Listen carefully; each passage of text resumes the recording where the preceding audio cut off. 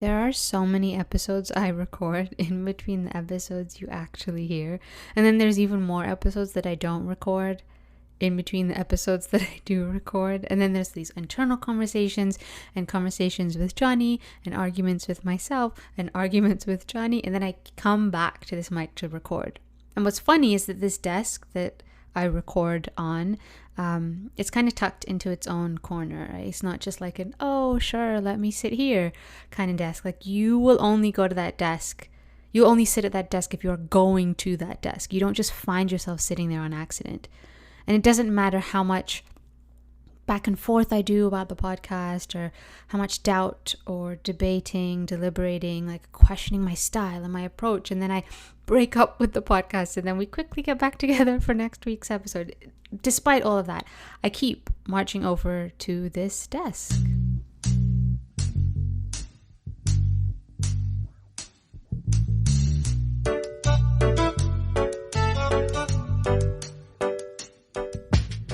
Hey everyone, I am Hannah, your host. You are listening to Let's Talk People, a podcast about my messy musings as a trained counselor in between episodes. Find me on Instagram. My handle is HANNN_AH. And today's topic is my process, your process, our life processes, like how we go about doing things. The process that I'm in right now is making my podcast. Week to week, I put out a new episode. And it's a new process for me, but I think we all have new and old processes that are kind of just running in the background of our lives. They're like the process of coping with stress, or maybe it's like recovering from a fight with family or your spouse or a friend, or the processes even of like writing an email or checking your email or deciding what to eat for dinner. I think all of these are processes, and sometimes they're quick and super short, and maybe sometimes they're a bit more like patterns, but in a lot of ways I think we kind of put them on repeat. I know that I've been doing that with my podcast, and because of that, because I've kind of been blind to my process, week to week has kind of just been this whirlwind. And it's only now this week that I feel like I'm actually coming up for air, and I can see my process, that I've just been able to zoom out and really look at what it is, what's happening, and point to and like call out parts of it by name. Like the first part of my process is kind of this like freak out and a bit of panic, but I do it in like appropriate portions, nothing super dramatic yet. I'll compare my podcast to someone else's and agonize over that and record a few episodes, delete a few episodes.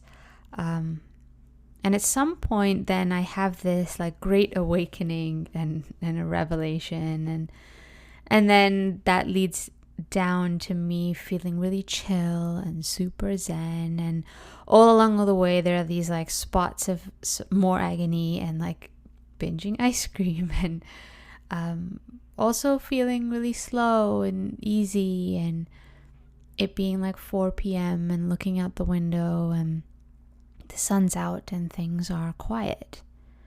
But it is essentially this process week to week of breaking up with my podcast and making up with it all over again before Monday hits and I put out a new episode.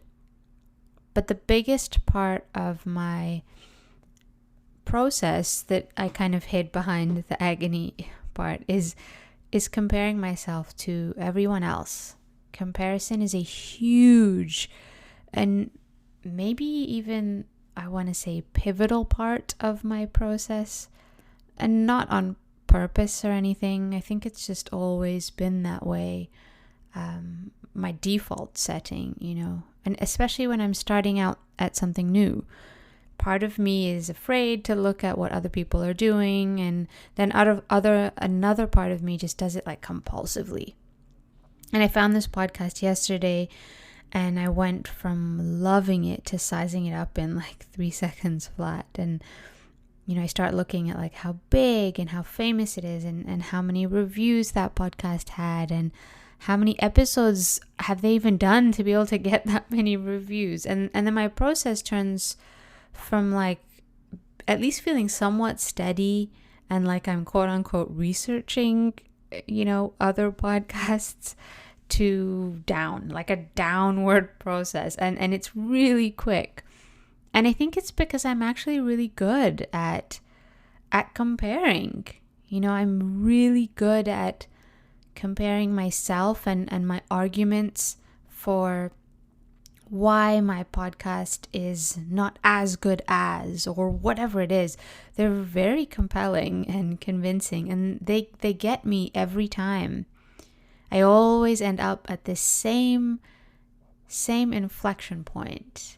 And then I kind of stew there, and I just wrestle with the fact that I want my podcast to be better, but it isn't. And I want it to be like theirs, but it isn't. And I can try to make it like theirs, make it, that bit funnier or more serious, but I don't. I just kind of sit and like marinate in this mental muck until, enough shower thoughts and conversations with my husband later, I hit this other turning point, this owning that, well, actually I don't want my podcast to be like someone else's. I want it to be like me, like mine. And that all of this up and down is it's just me being afraid. So afraid that I haven't wanted to sit still. But in this part of the process, I'm at this point, I'm like, I am sitting still, and I'm looking at this fact in the face and realizing that it's kind of this like punchline of my process. It looks like me thrashing around and spending time Googling and trying to find the right process, and it's kind of interesting that so much of this, like this crowning moment of me realizing that, hey, I'm just afraid, comes from me using my process to kind of like find the right process. That my process is looking for what I think is the right process. But today feels different. Today is me sitting in this new kind of like revived part of my process, a little zoomed out. I've finished comparing and judging myself, and I can see not just from what my process is, but I can kind of see where I'm at in it. And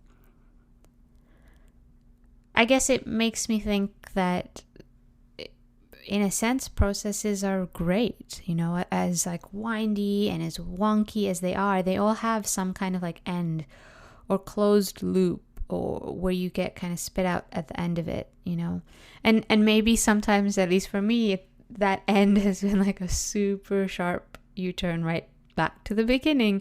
But if and when you manage to stop a bit and just kind of see your process, I think that you can kind of see it the way that I'm seeing it now, which is like some kind of map. And I feel this like anew that, oh, well, I can skip over some of those muddy parts. The comparing and the competing with these other podcasts that I didn't even know existed like 2 minutes before. Maybe I would still do it in the next round, but it doesn't have the same hold, it sort of loses some of its sting, because I know this road now, I know it from this different like vantage point. I have a wider lens. And I guess I can also say that like, oh, hey, I do always make it through. As hard and super high highs and super low lows as the process has, like I always make it through. And that sort of steadies me a bit, you know? And this morning, when I was sort of unraveling all of this, I realized that actually the bigger thing isn't just that I'm afraid and that, doing this podcasting thing, this new thing is scary. What's true is actually that I want to do this scary thing. No one's pushing me. I am choosing to be here. And the fact that I actually want this, I want to do something that I at the same time find terrifying. It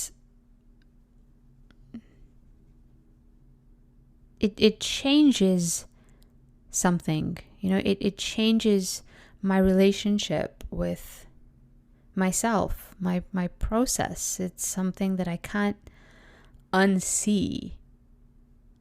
Like I thought my process, I didn't even know I had a process, and then I see a process and it's just like the sine wave, and then I step back and I'm like, oh right, there is an end. And now I step even further back and realize that, oh well,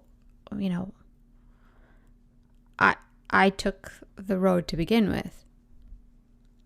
So I wanted to extend all of this to you. Maybe you are in a process of your own that's kind of wonky, it doesn't feel good. You're wrestling with some part of it, and zooming out helps. I think, I hope that it does. That it does like it has for me. And that's it. Thanks for listening. I will see you back here very soon.